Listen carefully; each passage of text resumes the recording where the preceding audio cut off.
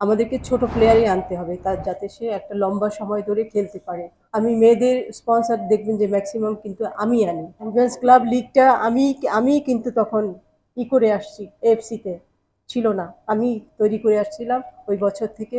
আমরা যখন একটা জিনিস দেখি তখন তাদের যে আগ্রহটা দেখি সেটা যদি তারা কন্টিনিউ করে তখনই সম্ভব কাজ করা। লিগের তো ম্যাচ আমি কি করে বাড়াবো? আমরা তো সিঙ্গেল লিগ খেলতে যাচ্ছি। আপনাকে বুঝতে হবে যে ক্লাবগুলো আসছে তাদের ওই লেভেল থেকে ফাইন্যান্সিয়াল স্ট্রেংথ নেই। একটা ক্লাব যদি ডাবল লিগ কন্টিনিউ করে তাদেরকে প্লেয়ার অনেক দিন ধরে রাখতে হবে, সেই এক্সপেন্সেস বিয়ার করার মতো ক্লাব তারা না। আপনারা তো জানেন প্রিমিয়ার লিগের ক্লাবগুলো এখানে খেলছে না, এখানে খেলছে নর্মাল ক্লাবগুলো। তো নর্মাল ক্লাবগুলো না ডরমেটরি আছে না ফাইন্যান্সিয়াল স্ট্রেংথ আছে, সেই জায়গা থেকে আমরা যে লিগটা কন্টিনিউ করছি এটাই তো অনেক বেশি। আপনাদের কাছে আমার রিকোয়েস্ট থাকবে যে আপনারা প্রিমিয়ার লিগের ক্লাবগুলোকে আপনারা কথা বলেন, আপনারা তাদের কাছে জানতে চান যে তারা মেয়েদের লিগে কেন আসছে না, কেন উইমেন্স ফুটবল ডেভেলপমেন্টে তারা পার্টিসিপেট করছে না, সেটা আপনারা কথা বলেন। আমার মনে হয় মিডিয়ার একটা অনেক বড় ভূমিকা থাকা উচিত। আমরা তো তাদেরকে ফোর্স করতে পারি না, আমরা রিকোয়েস্ট করতে পারি, যেটা আমরা সবসময়ই করে আসছি, করে যাচ্ছি, কিন্তু কেউ তো আসছে না।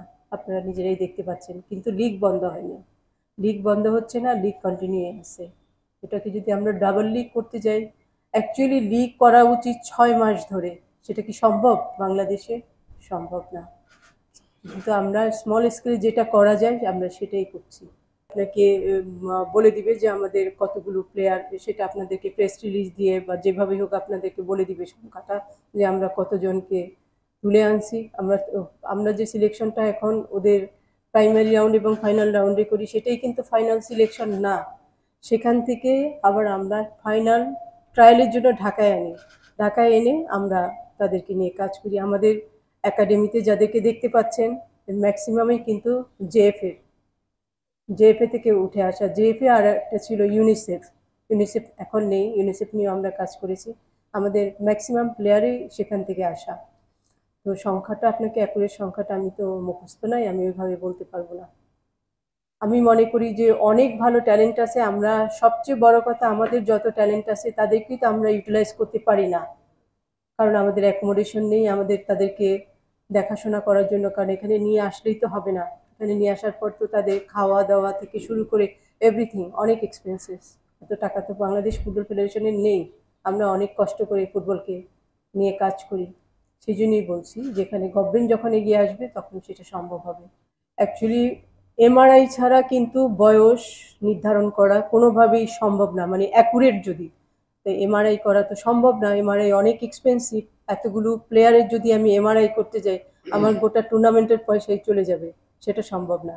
আমরা যেটা করি তাদের ডেট অফ বার্থ দিয়ে করি। আমরা অনেকেই জানি যে তাদের ডেট অফ বার্থ জেনুইন থাকে না, ওটা অনেক জায়গায় ফেক থাকে, ভুল থাকে, যাই হোক সেটা দেখে করার চেষ্টা হয়। তো এবার আমরা একটা ইনিশিয়েটিভ নিয়েছি, গত পরশুদিন আমি ময়মনসিংহ ভেন্যু অর্থাৎ জামালপুর ভেন্যুর যে টিমগুলো আছে তাদেরকে খেলার আগেই তাদেরকে আরেকটা বাছাই করার জন্য আমি পাঠিয়েছিলাম আমার 2জন প্রতিনিধিকে ময়মনসিংহ। সেখান থেকে তারা প্লেয়ার্স বাছাই করে একদম বয়স নির্ধারণ করে তাদের ছবি টবি তুলে সব কিছু করে আসছে, যাতে করে ফার্দার এটা নিয়ে কোনো প্রবলেম না হয়। এই ভেন্যুটাতেই সবসময় প্রবলেম হয় বয়স নিয়ে। বয়সের ব্যাপারে আমরা সবসময় কেয়ারফুল, কারণ আমরা বড় প্লেয়ার আনলে তো আমাদের লাভ নাই, আমাদেরকে ছোট প্লেয়ারই আনতে হবে তার যাতে সে একটা লম্বা সময় ধরে খেলতে পারে। ঠিক আছে? এখন পুরো জিনিসটাই করা হয় ডেট অফ বার্থের সার্টিফিকেটের উপর। এখানে আসলে আমাদের খুব একটা হাত থাকে না, কিছু তো হেরফের হয়, একদম জেনুইন হয় আমি বলবো না। আমরা যখন একটা জিনিস দেখি তখন তাদের যে আগ্রহটা দেখি সেটা যদি তারা কন্টিনিউ করে তখনই সম্ভব কাজ করা। অর্থাৎ একটা অকেশনে এসে একটা গিফট দিয়ে চলে গেল, সেটা দিয়ে তো ডেভেলপমেন্ট হবে না। সাময়িক একটা প্লেয়ার খুশি হলো। আমি তখন চেয়ারম্যানও ছিলাম না, আমি ডেপুটি চেয়ারম্যান ছিলাম, বাচ্চু ভাই তখন চেয়ারম্যান ছিলেন। তখন আমি ইনিশিয়েটিভ নিয়ে, ইভেন এমনও হয়েছে যে টিম পাওয়া যায়নি, তখন আমি আমার নিজের কোম্পানিকে সেখানে পার্টিসিপেট করিয়ে একটা কর্পোরেট লিগ আমি করিয়েছিলাম। বুঝতে পারছেন? আমি তখন কিন্তু চেয়ারম্যান ছিলাম না, তারপরেও আমি ইনিশিয়েটিভ নিয়েছিলাম যে একটা কর্পোরেট লিগ এনিহাও আমি করব। সেটা করতে আমার তো বুঝতেই পারেন মাথার গাম পায়ে পড়ছে। টিম যখন হয়নি তখন আমি আমার নিজের কোম্পানিকে নামিয়ে লিগটা করিয়েছিলাম। ঠিক আছে? তো অ্যাকচুয়ালি সবাই বলে কেউ কাজে আসে না। আমাদের তো একটা মার্কেটিং ডিপার্টমেন্টই আছে। তারা নিজেরাও কাজ করে যাচ্ছে আর আমি তো আমার কথা আমি পার্সোনালি বলতে পারি এবং প্রেসিডেন্ট আমরা তো কন্টিনিউয়াস চেষ্টা করে যাচ্ছি। আমি মেয়েদের স্পন্সর দেখবেন যে ম্যাক্সিমাম কিন্তু আমি আনি। আর প্রেসিডেন্ট আনছেন আর আর কেউ না। তো এখানে যত টাকা পয়সা যা যা জোগাড় করা এগুলা আমরাই করি। তো আমরা অনেক চেষ্টা করি। মানুষ আসলে আপনি কি করতে পারেন? আপনি তো একটা প্রপোজাল পাঠাতে পারেন, একটা প্রেজেন্টেশন দিতে পারেন, তাকে রিকোয়েস্ট করতে পারেন। এর বাইরে তো আর কিছু করতে পারেন না, তাই না? তারপর যদি না আসে তখন আর তো কিছু করার থাকে না। চেষ্টার কোনো ত্রুটি থাকে না। আমি আমার নিজের পার্সোনাল বিজনেসের ক্ষতি করে সেখানে টাইম কম দিয়ে আমি এখানে যে পরিমাণ সময় দেই, এটা আমি আমার বিজনেসে দিলে তো আমি এর থেকে ১০০ গুণ বেশি বেনিফিটেড হতাম। সেটা তো আমি করি না। যারা প্রিমিয়ার লিগের ক্লাব আছে তাদেরকে এগিয়ে আসতে হবে। যখন তারা এগিয়ে আসবে তখন মেয়েরা ফাইন্যান্সিয়ালি বেনিফিটেড হবে, লিগটা স্ট্রং হবে। আমি যখন এএফসি উইমেন্স কমিটির চেয়ারম্যান ছিলাম, তখন আমি অনেকবারই চেষ্টা করেছিলাম যে এই লিগটাকে প্রফেশনাল লিগ করা।